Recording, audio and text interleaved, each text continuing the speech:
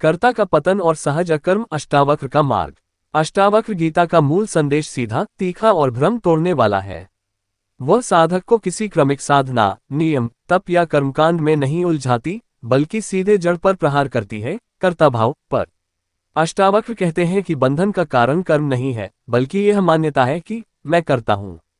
जहां कर्ता है वहीं अहंकार है, जहां अहंकार है वहीं जन्म मरण, सुख दुख और भय का अंतहीन चक्र है। कर्ता कौन है? सामान्य मनुष्य स्वयं को शरीर और मन मानकर कहता है, मैं देखता हूं, मैं करता हूं, मैं भोगता हूं। यही कर्ता भाव है। ये भाव ही समस्त संघर्ष का मूल है।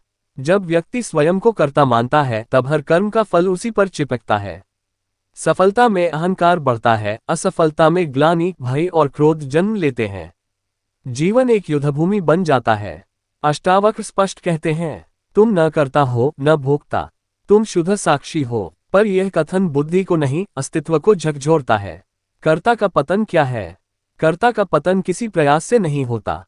यह अहंकार को सुधारने या परिष्कृत करने की प्रक्रिया नहीं है। कर्ता का पतन तब होता है जब ये देखा जाता है कि कर्ता कभी था ही नहीं। जैसे अंधेरे में रस्सी को सांप मान लेने पर भय होता है, पर प्रकाश में देखने पर सांप को मारना नहीं पड़ता, वह अपने आप मिट जाता है। जब ये स्पष्ट हो जाता है कि विचार अपने आप आते हैं, कर्म परिस्थितियों से घटित होते हैं, शरीर प्रकृति के नियमों से चलता है, तो मैं करता हूं का भ्रम ढह जाता है। यही कर्ता का पतन है। कर्ता भाव और कर्म का बंधन। कर्ता भाव ही कर्म को बंधन बनाता है। एक ही कर्म ज्ञानी और अज्ञानी दोनों करते हैं, पर परिणाम भिन्न होता है। अज्ञानी के लिए कर्म बंधन है क्योंकि वह उसमें स्वयं को जोड़ता है। ज्ञानी के लिए कर्म केवल घटना है। अष्टावक्र का दृष्टिकोण क्रांतिकारी है। वे कर्म छोड़ने को नहीं कहते, बल्कि कर्ता छोड़ने को कहते हैं। कर्म तो होते रहेंगे, सांस चलेगी, शरीर चलेगा, संसार चलेगा, पर भीतर कोई मैं करने वाला नहीं बचेगा। सहज अकर्म क्या है? अकर्म का अर्थ आलस्य या निष्क्रियता नहीं है। अकर्म का अर्थ है कर्म होते हुए भी भीतर कर्ता का अभाव। यही सहज अकर्म है। इसमें न संघर्ष है, न साधना का बोझ, न सिद्धि की लालसा। सहज अकर्म में जीवन अपने आप बहता है। जैसे नदी बहती है बिना ये जाने कि वह बह रही है, जैसे फूल खिलता है बिना ये सोचने कि उसे खिलना है। ज्ञानी भी ऐसा ही होता है, स्वाभाविक, सहज, निर्दोष। अष्टावक्र कहते हैं, जब तुम कुछ नहीं करते तब सब कुछ हो जाता है। सहज अकर्म का स्वाद। सहज अकर्म में व्यक्ति भीतर से हल्का हो जाता है। न भविष्य की चिंता, न अतीत का बोझ, न स्वयं को सुधारने की मजबूरी। जीवन खेल बन जाता है। दुख आता है पर छूता नहीं, सुख आता है पर बांधता नहीं। यह अवस्था उदासीन नहीं, बल्कि पूर्ण जागरूक है। इसमें करुणा, प्रेम और शांति स्वाभाविक रूप से प्रकट होते हैं। अष्टावक्र का मार्ग क्यों कठिन लगता है? यह मार्ग कठिन इसलिए लगता है क्योंकि यह अहंकार को कुछ करने का अवसर ही नहीं देता।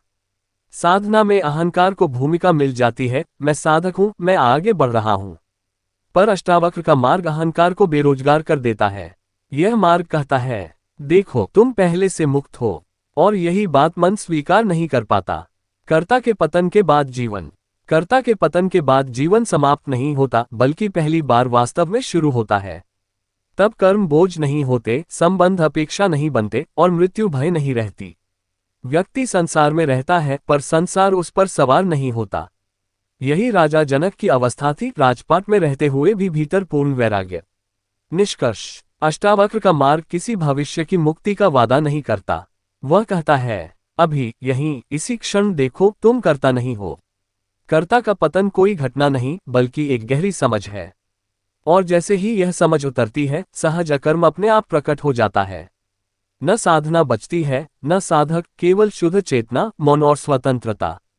यही अष्टावक्र का सीधा, निर्भीक और अंतिम मार्ग है।